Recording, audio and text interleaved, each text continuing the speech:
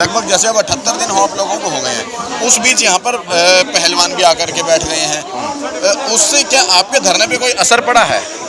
नहीं, पहलवान को जो मुद्दा अलग है, उसको पूरे देश का पूरा जितना भी राजनीतिक पार्टी है, जैसा सत्ता पक्ष को छोड़ के बाकी सभी उनको समर्थन दे रहा है। लेकिन हमारा इसमें नॉन पॉलिटिकल है। हमारा इसमें हम किसी पॉलिटिकल लीडर को हमने यहाँ बुलाया नहीं है। हम पॉलिटिकल को साथ साथ अधिकारी को यहाँ आने नहीं देता। हमारा मंच पे उनको जरूरत नहीं है। इसलिए हो सकता है उन्होंने इसलिए नहीं आ रहा। अगर मान लो कोई पॉलिटिकल वाला इसके अंदर आ गया तो सोशल मीडिया की जगह पर क्या वो नेशनल मीडिया जाएंगे। लेकिन हमें कोई प्रचार नहीं चाहिए। हमें पता है अगर कोई राजनीतिक पार्टी भी आ गया हो, हमारा मुद्दा ठीक नहीं हो सकता है। जो कि हमारा 40 साल से लड़का हुआ एक बीमारी था, वो सरकार ने दी है, हमारा अफसरों ने उसको हाईजैक किया है।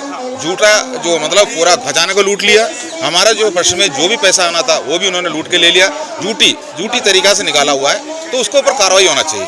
उसके ऊपर कार्रवाई हो, जिसने इसमें दोषी अधिकारी जो भी है उसको अंदर जो हाथ चलाया हुआ है उनको ऊपर कार्रवाई होना चाहिए। उनको जेल भेजना चाहिए। जो कि इसी जैसा हमारा नाम लेके, हमारे नफरियों का नाम लेके वहाँ जो बिल्कुल सरकार के साथ में बैठ के सोची समझी तरीका से हमारा जो टेबलों को मतलब उसका टेबल को जो बना हुआ है आप उसको देखिए, वो कभी भी किसी टेबल पर जस्टिफाई नहीं है। इन्होंने कभी भी हमको हमारा भलाई नहीं सोचा है। इन्होंने लूट मार कर दिया। जो इससे मान लो पेंशन की बात हो, डिसेबिलिटी पेंशन फर्जी लेकर आ जाता है। आपने सीएजी रिपोर्ट देखा है, अफसरों ने 40% अफसर फर्जी डिसेबिलिटी पेंशन के साथ बाहर आया हुआ है। इसी जैसा फर्जी मेडल जो वैलेंट्री अवार्ड्स बता रहा हूँ मैं, जो अपना जो वीरता पुरस्कार जितना भी लेके आया हुआ है वो भी असली जिसको मिलना है उसको नहीं मिलता।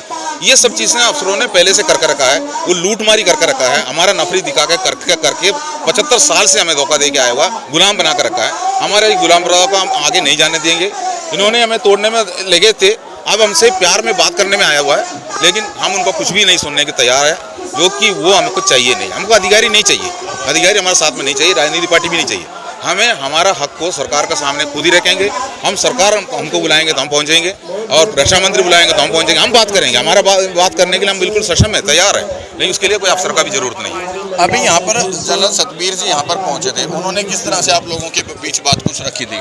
नहीं, उन्होंने हमारे पास नहीं आया था। वो पहलवान टीम से मिलने के लिए आए थे। उनके पास भी सोशल मीडिया उनको सवाल पूछ रहा था, तो उन्होंने उसी टाइम पर बताया हम आरोपी के लिए नहीं आया है, हम सैनिकों का पास लेके नहीं आया, हम बेटियों का बात सुनने के लिए आया हुआ है।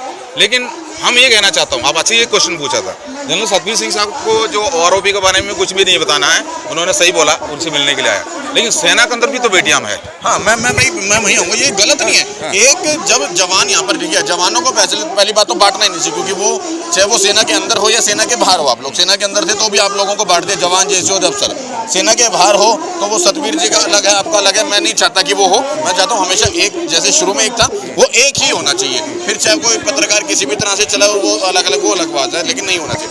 सतबीर जी जब यहाँ पर पहुँचे हैं, वो सेना के हक की बात, वो तो कहते हैं कि मैं हक की बात करता हूँ, आप लोग कहते हैं वो नहीं करते। लेकिन क्या उनको नहीं चाहिए था कि जब आप लोग बैठे हो तो एक बार ये मैं बात तो करूँ कम से कम कि जवान हो, आप भी हमारे देश के सैनिक रहे हो, क्या मसला और किस तरह से हम मिल बैठ के उसको सही कर सकते हैं? नहीं चाहिए था? देखो, जनरल सतबीर सिंह साहब तो एक झूठा अधिकारी है। मैं आपको क्लियर बता रहा हूँ, वो झूठा अधिकारी है करके हमसे हाथ मिलाने के लिए एक अधिकारी इधर आए थे, जो अभी इंडियन एक्सर्विसमेंट मूवमेंट को नया गठित किया है, उसको नया प्रेसिडेंट चुना गया। जो अफसर ब्रिगेडियर थे, रिटायर्ड ब्रिगेडियर है, हमसे मिलने आए थे। उन्होंने हमसे बात करने टाइम पर पहले यही बोला, ये सब कुछ जनरल सतबीर जी ने किया था, हम उसमें कोई शामिल नहीं है। जनरल सतबीर की वजह से आप लोगों को आज बैठना पड़ा। क्लियर उस अफसर ने बोला, तो उन्हीं में कोई एकता नहीं है तो हम क्या करूँ? वो हमारा जो मुहिम है यहाँ, वो हमारे से मिलने के लिए नहीं है, हमारा बात वो बताया भी नहीं है। वो सब एक तो झूठा अधिकारी है, बिल्कुल झूठा। हम उसको नहीं मानता हूँ। जो उन्होंने ही हमारा बंद कमरा में बैठ के जो हमारा जो आरोपी को उन्होंने हाईजैक कर ली, जो ये सोची समझी है। आप अपना चार्ट को देख लीजिए। हमने जो आगरी में जो हमारा जो एमपी द्वारा एक चार्ट भेजा गया है, उसमें हमारा टेबल को देखिए कि कौन सा रैंक को कितना परसेंटेज है। उसके अंदर मैं आपको बताऊँ, हमारा जो छोटा रैंक होता है सिपाही, उनको 17 साल नौकरी कर आने के बाद उनको 22% की बढ़ोतरी किया है। उसका आगे जो नायक है उसके लिए 8% है, हवलदार जो है उसको 6% है, और जेसी उसके लिए 3% में चला गया। उसके बाद आगे जाके उन्होंने जो कैप्टन और अपना लेफ्टिनेंट और कैप्टन का जो रैंक आता है वो अफसर में आता है, उसी को 3% डाल दी। बिल्कुल वो एक चालाकी से डाला है 3%। मैं आपको ये बता रहा हूँ, वो चालाकी क्या मैं आपको बता रहा हूँ। उसके बाद आगे मेजर का रैंक में पहुँच गया, तो मेजर का 30%, लेकिन ऑथराइज नहीं है। और उसके बाद लेफ्टिनेंट अबव 33-35% उसको ऊपर डाल दिया, उनके लिए और ऑथराइज नहीं है। लेकिन जो 3% डाल कर रखा है, जो ऑर्डिनरी लेफ्टिनेंट, जो हमारा जो कैप्टन और अफसर का जो है, हमारा जेसीओ रैंक एक आखिरी में सेलेक्टेड व्यक्ति एक ऑर्डिनरी कैप्टन बन जाता है, नहीं तो ऑर्डिनरी लेफ्टिनेंट बन जाता है। तो वो ऐसे बना हुआ बंदों को जो जेसीओ को तोड़ने के लिए उनका साथ में सोच समझिए एक बात है 3% में डाल दो, उनको ये 3% जाएगा, क्योंकि इसी रैंक में कैप्टन और लेफ्टिनेंट पेंशन नहीं होता है। कमीशन अधिकारी में इसमें पेंशन नहीं होता, वो लेफ्टिनेंट कर्नल वो में जाके पेंशन होता है। उसी रैंकों में उन्होंने 30 से लेकर ऊपर अपना परसेंटेज डाल दी, इसी में उन्होंने 3% सोच समझ के डाल दिया, जो कि जैसे वहाँ से इसमें आ जाएगा तो उसको 3% में गिनती करेंगे तो उसका टेबल 0 में चला गया। यही हुआ है। 85% हमारा जो फंड जितना भी आया हुआ है उसमें 85% अफसरों को ले गया, हाईजा करके लेके गया, बिल्कुल धोखा से लेके गया है, लूटमारी करके लेके गया। वो जितना भी लूट के खा रहे हो, जो सेना के अंदर भी वही कर रहा है, अपना राशन से कुछ नहीं, उनका राशन संबंध सीपीसी आ गया, अफसरों का राशन जो सरकार ने मना कर दिया, उन्होंने कोर्ट में जाके ले लिया।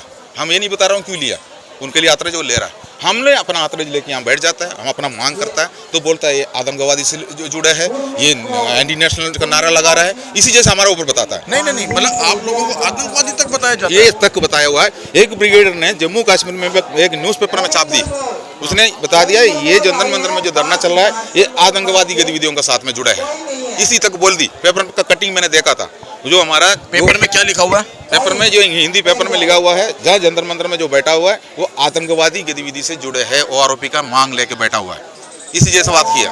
उसके बाद यहाँ हमसे हाथ मिलाने के लिए आ रहा है दूसरा एक ब्रिगेडियर।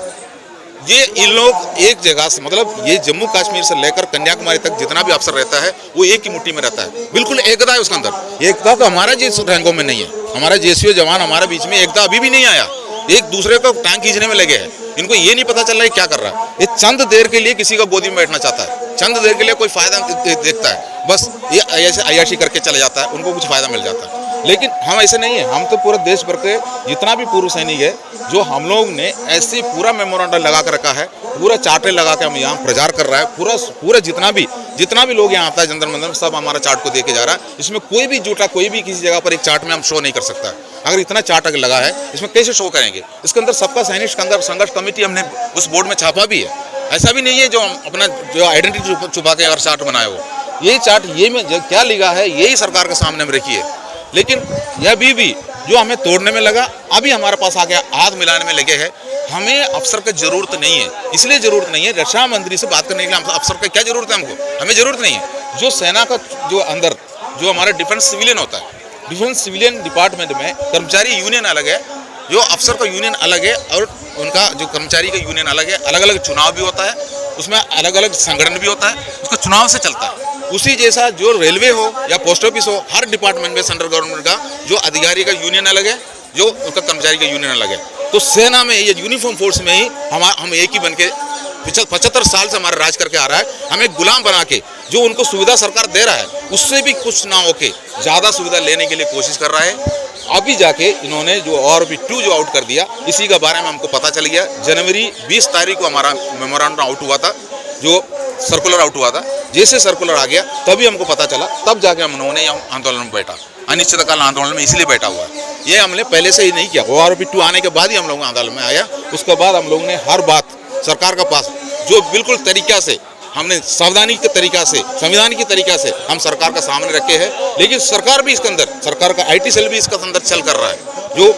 जो मन की बात का जो हमारा मन की बात निकला, जो 100 एपिसोड निकला था, उसी में 8वां एपिसोड को उठा के डाल दी। जो ORP देने के पहले हमारा प्रधानमंत्री ने ORP के विसंगति के बारे में, ORP देने के पहले 2015 में उन्होंने 8वां एपिसोड में मन की बात में उन्होंने भाषण दिया, उसी को उठा के एडिट करके इसके अंदर डाल दी। उसके बाद IT सेल ने उसको प्रचार करना शुरू कर दी। हमारा जो कितना भी एक्सर्विसमैन का जो ग्रुप है उनके अंदर जाना शुरू हो गया। हमने उसको सफाई करते रहा, सफाई देते रहा, उसको फिर प्रचार कर रहा था, क्योंकि इतना प्रचार कर रहा था, हमारा बात तो सरकार के पास पहुंच गया ना, उनको पता चल गया ना। तो कोई ना कोई तरीका से उन्होंने हमें तोड़ने में या हमें जो मतलब ऐसे मिसबिहेव, मतलब तरीका ऐसे निकाल कर लेकर आ रहा है, जो कि हम बेवकूफ़ बैठा हुआ है और देश के जनता को ऐसे दिखाता है। इनको हमने सब कुछ किया, अभी भी कर रहा है। ये मतलब पुराना उठा के डालने के मतलब यही था। तो हमारा पूरा बात सरकार के सामने पहुंच चुकी है। सरकार को निर्णय लेने के लिए टाइम इतना लेने की जरूरत नहीं है। ये हमारा परिश्रम कर रहा है, जो कि आज 78 डेज है, ये हमारा परिश्रम करना। आपने खुद ही देखा आज के दिन जो हमारा आंदोलन में किसान कैसे आ गया था, पूरा बैरिकेड तोड़ के आ गया था। ये किसान तो कोई ऐसा नहीं है जय जवान जय किसान बोलता है। हमारा ही वो बुजुर्ग आदमी, मैं भी किसान का बेटा है, तभी जाकर फौजी बना था, वहाँ बाहर आने के बाद भी हम किसान हैं, ऐसा नहीं है किसान से जुड़। तो ये गवर्नमेंट ने हमारा पोजीशन ले लेके जो हमें ऐसा कार्रवाई करा देंगे, लेकिन फिर क्या है उनके पास, क्या जवाब रहेंगे? हम लोगों ने कैसे तरीके से आया हुआ, देश का जितना भी डीएम है उनको हमने मेमोरेंडम दिया, देश का जितना भी एमपी है उनको मेमोरेंडम दिया, और जो हम लोगों ने अपना संज्ञाबल भी दिखाया, हमारा अपना संगठन भी बना के दिखा दिया। ये सब सरकार के सामने पड़ा है। तो फिर अपना जो जयचंद में काम करने वाला जो अफसरों को हमारे पास छोड़ रहा है, जो हाथ मिलाओ उनको समझाओ, कितना भी समझाने की कोशिश करो, हम अफसर का साथ नहीं जाएंगे।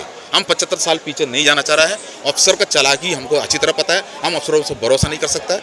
और अभी हमारा जो काम है उसी के पीछे अगर सरकार में कुछ भी कर रहा है, हमारा जो कमेटी में 3 जज का जरूरत है हमको। अच्छा, हमें कोई अधिकारी नहीं चाहिए, कोई IAS भी नहीं चाहिए।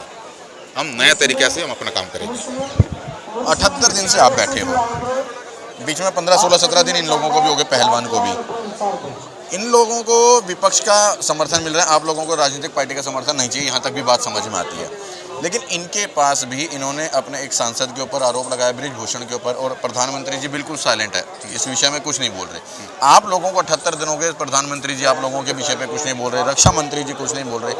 क्या रीज़न हो सकता है कि जो ना वहाँ ध्यान दिया जा रहा है और ना यहाँ ध्यान दिया जा रहा है?